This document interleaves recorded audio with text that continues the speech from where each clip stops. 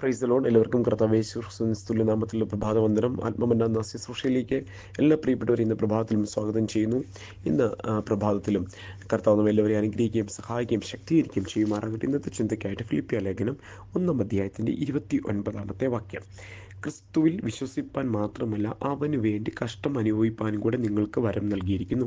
വളരെ അനുഗ്രഹീത വചനം. Philippian chapter 1:29. ഫിലിപ്പിയ ലേഖനം 1-ാം അധ്യായം പ്രാർത്ഥനയോടുകൂടി ആരംഭിച്ച് കഷ്ടതയെ അതിജീവിക്കുന്ന ഒരു സന്തോഷം നമുക്ക് പ്രാപിക്കണമെന്നും മരിച്ചാലും ജീവിച്ചാലും അത് ലാഭമാണ് എന്ന് പറയുന്ന ഭാഗവും ഒക്കെ നമുക്ക് പൗലോസിൻ്റെ വാക്കുകളിൽ കാണുവാനായിട്ട് സാധിക്കുന്നുണ്ട്. അതിൻ്റെ അവസാനത്തേക്ക് വരുമ്പോൾ, അധ്യായത്തിൻ്റെ അവസാനത്തിലേക്ക് വരുമ്പോൾ പറയുന്ന ഒരു കാര്യമാണ് ക്രിസ്തുവിന് വേണ്ടി കഷ്ടം വിശ്വസിപ്പാൻ മാത്രമല്ല കഷ്ടം അനുഭവിക്കുവാൻ വേണ്ടി നമുക്ക് വരം നൽകിയിരിക്കുന്നു. അപ്പോൾ പ്രിയപ്പെട്ടവരെ, ചില കഷ്ടങ്ങൾ അത് വരമായിട്ടാണ് പൗലോസ് ഇവിടെ ചിത്രീകരിക്കുവാൻ ദൈവദാസൻ ഇവിടെ ചിത്രീകരിക്കുന്നത്. എത്ര പേർക്ക് അങ്ങനെ ഇന്ന് പകലിൽ വിശ്വസിപ്പാനായിട്ട് അതേ സാധിക്കുന്നുണ്ട്. എൻ്റെ ജീവിതത്തിലെ ചില കഷ്ടങ്ങൾ അതൊരു വരമാണ്.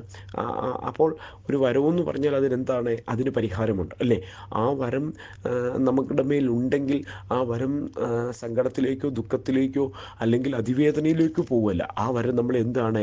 സന്തോഷത്തിലേക്ക് കൊണ്ടുപോകും. അപ്പോൾ കഷ്ടങ്ങളിലൂടെ തികഞ്ഞ് നമ്മൾ എന്ത് ചെയ്യുന്നു? ഒരു സന്തോഷത്തിലേക്ക് പ്രവേശിക്കും. അതുകൊണ്ട് ഇന്ന് പ്രഭാതത്തിലും ചില ക്രിസ്തുവിൽ വിശ്വസിപ്പാൻ മാത്രമല്ല കഷ്ടം അനുഭവിക്കാൻ കൂടെ നിങ്ങൾക്ക് വരം ലഭിച്ചിരിക്കുന്നു.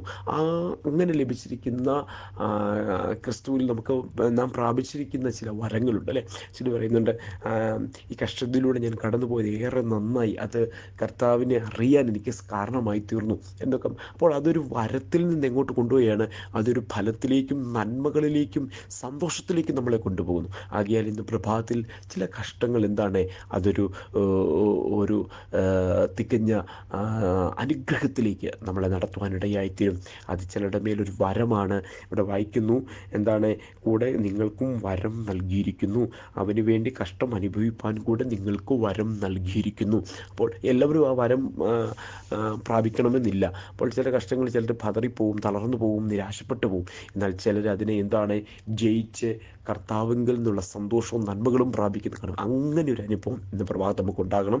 ഈ കഷ്ടം കുഞ്ഞ് നിന്നെ എന്താണ്? ഇതൊരു വരം കർത്താവ് നൽകിയത്. അതെന്താണ്? നിരാശപ്പെടാനല്ല, അതിനെ എന്താണ്? മറികടന്ന് കർത്താവിലൊരു സന്തോഷത്തിലേക്കും കർത്താവിലുള്ള കൃപയിലേക്കും ഈ ദിവസങ്ങളിൽ നമ്മൾ കർത്താവ് നടത്തും കേട്ടോ. അതുകൊണ്ട് തകർക്കാനല്ല, പണിതെടുത്ത് അനുഗ്രഹിക്കുവാൻ വേണ്ടിയാണ് ഈ പ്രയാസം. അതുകൊണ്ട് നമുക്ക് ഒരുമിച്ച് പ്രാർത്ഥിക്കാം. പിതാവേ, വചനത്തിനായിട്ട് സ്തോത്രം. കേട്ട് എല്ലാവരെയും അനുഗ്രഹിക്കണം, ശക്തീകരിക്കണം. കർത്താവിന്റെ കരങ്ങളിൽ സമർപ്പിക്കുന്നു പ്രാർത്ഥനകളോട് സ്തോത്രം, യേശുവിൻ നാമത്തിൽ തന്നെ. ആമേൻ, ആമേൻ. കർത്താവ് നമ്മെ അനുഗ്രഹിക്കട്ടെ. God bless you in Jesus name.